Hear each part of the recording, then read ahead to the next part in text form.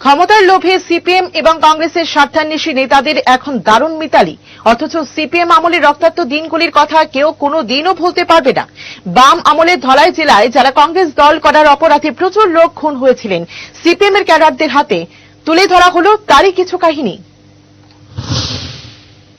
CPM এর লাল পতাকা যাদের কাছে আজও মানুষের রক্তের সমান, তারা কখনো তাদের প্রিয়জন হারানোর নারকীয় ঘটনা পর্বগুলো ভুলতে পারবেন না। তারা ভুলতে পারবেন না তাদের প্রিয়জন হারানোর ব্যথা। তবে হাই গদি লোলুপ, ক্ষমতা লোলুপ কংগ্রেস দলের বর্তমান মহান নেতারা সেসব কালো দিনগুলোর কথা ভুলে গেছেন।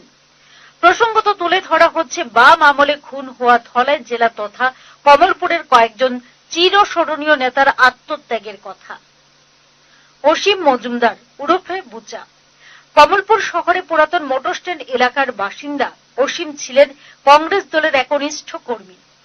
তৃতীয় বামফ্রন্ট সরকার ক্ষমতায় আসার পর তিনি ধর্মনগর কাকার বাড়িতে চলে গিয়েছিলেন। 1993 সালের 6 মে ধর্মনগর কলেজ রোডে রিকশা থেকে নামিয়ে 8-10 জন সিপিএম দুষ্কৃতী রড লাঠি দিয়ে তাকে পিটিয়ে খুন করে। তার অপরাধ ছিল তিনি কংগ্রেস দলকে ভালোবেসেছিলেন। কমলপুরের 1 নম্বর কলাছড়ি গ্রামের সুসীম চক্রবর্তী কংগ্রেস কর্মী ছিলেন।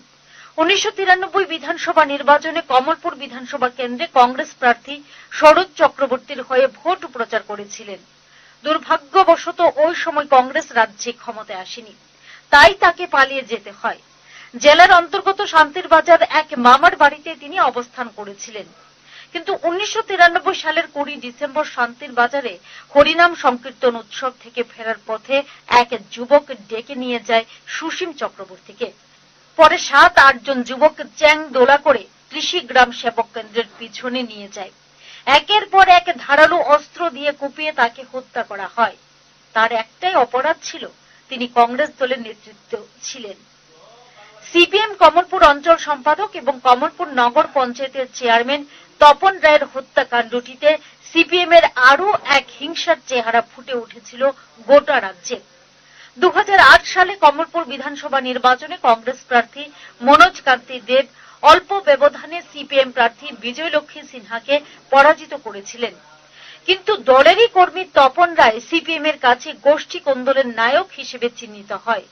2008 সালে 4 এপ্রিল বাজার থেকে বাড়ির উঠানে যেতে 8-10 জন সিপিএম দলের স্থানীয় দুষ্কৃতীরা উদ পেতে বসে তপন রায়কে দা দিয়ে কুপিয়ে হত্যা করে। তার গায়ে 35টি দায়ের কোপ পড়ে। কমলপুর থানার অপরেশকর গ্রামের বাসিন্দা কংগ্রেস কর্মী গোপাল রায় 2013 সালে 24 জুলাই হালহালি গ্রামের থেকে বাড়ি যাওয়ার পথে সিপিএম এর দুষ্কৃতীদের দায়ের কোপে খুন হয়েছিলেন। তিনি অপরেশকর স্থানীয় কংগ্রেস দলের পরিচালিত পঞ্চায়েতের নির্বাচিত সদস্য ছিলেন। তারও একটাই অপরাধ ছিল, তিনি কংগ্রেস দলটিকে ভালোবেসেছিলেন। কিন্তু জীবন বিসর্জন করে দেওয়া এই দলটির অবক্ষয় বিশ্বাসঘাতকতা এবং নোংরামি আজ যে জায়গায় গিয়ে পৌঁছেছে, তাতে হতবাক এবং বিস্মিত দলের ব্যাপক অংশের সমর্থকগণ।